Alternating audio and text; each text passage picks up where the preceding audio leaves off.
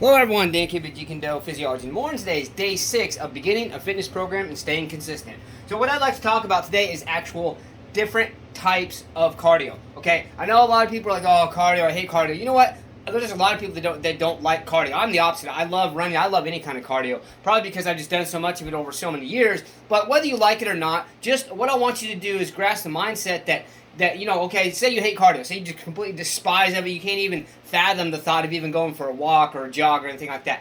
How about this? Focus on the glory. Stop focusing on the pain and suffering it's going to take. Stop focusing on the fact, oh, I hate running, this and that. Okay, and focus on what the benefits are and how much of an accomplishment and how much self-esteem and how much confidence you're going to build by doing that thing you don't want to do. And that is what it's all about. Okay, so here I want to explain the different types. So number one, my favorite, running and jogging or jogging. Now there is a difference.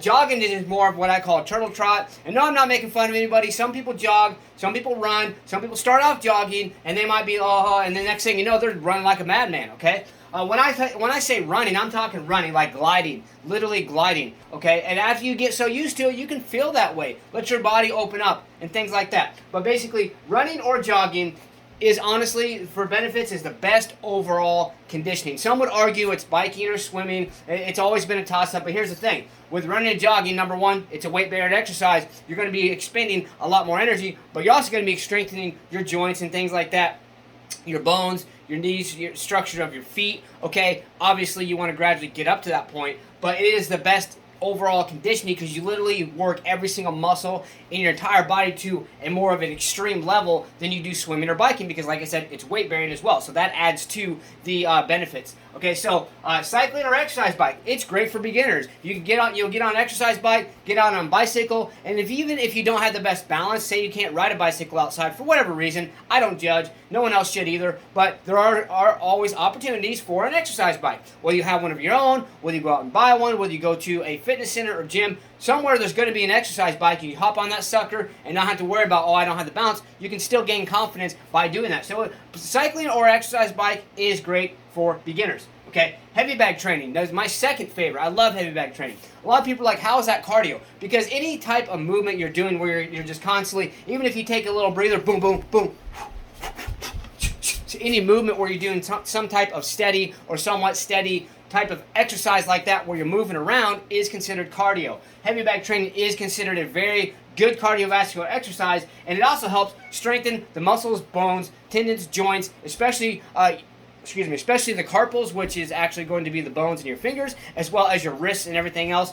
Obviously, when you start off heavy bag training, you want to make sure you have good structure and support on your wrists and your fingers. However, when I hit a heavy bag, I just wrap a wrist around my hands only to cover my knuckles here. I put cloth tape around my fingertip knuckles because I like my knuckles to be strong, and that's how I've done it for years. Okay, martial arts training, certain types. Okay, so if you're, and I'm not making fun of it, I'm never going to talk shit about any type of martial arts style because I respect all styles of martial arts, whether I see benefits or not so much benefits in them. But what I mean by certain types, if you're constantly moving around like Wing Chun, for instance, or constantly doing some type of punches, kicks like that, right? That's considered cardio. However, if you're doing simply technique training, which is very important in any kind of self-defense, whether it's a martial arts training or a martial arts style or your own, whatever it is, okay, technique training is very important. But if you're just going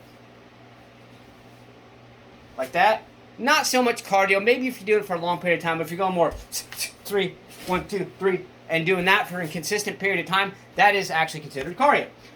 So that's what I mean by certain types. Jeet Kune in itself is definitely cardiovascular based at a higher level. Okay.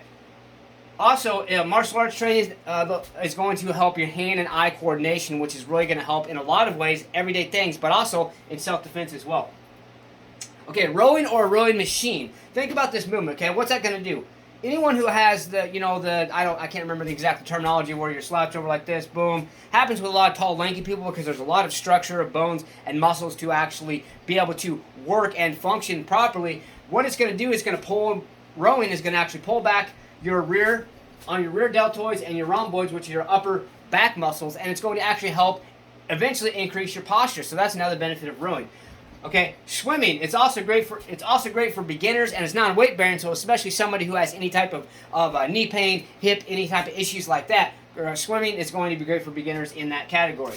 Walking and or power walking, also great for beginners. Okay, what the thing about walking is it helps with the natural mechanics, especially if you focus on one foot in front of the other. And I see a lot of people walking with their feet out like this. That is not good on your hips. It is not good on your knees, and it sure as hell is not good on any other part of your body or your feet. So try to focus, and by natural mechanics, try to focus on just having your feet flat, straight, not turned out or anything like that as you're walking. Just look down, focus off and on, and that's going to help with your natural mechanics of that as well. And then once again, like I've been saying, stay hydrated. Extremely important to stay hydrated and believe in yourself that you can do anything in life and you will achieve greatness. Let's get out there, stay motivated, believe in yourself, believe you can do it, and believe that you deserve it. Let's get out there, let's go smash, punch, kick that like button, just don't break it. Let's get out there and do something. Let's go.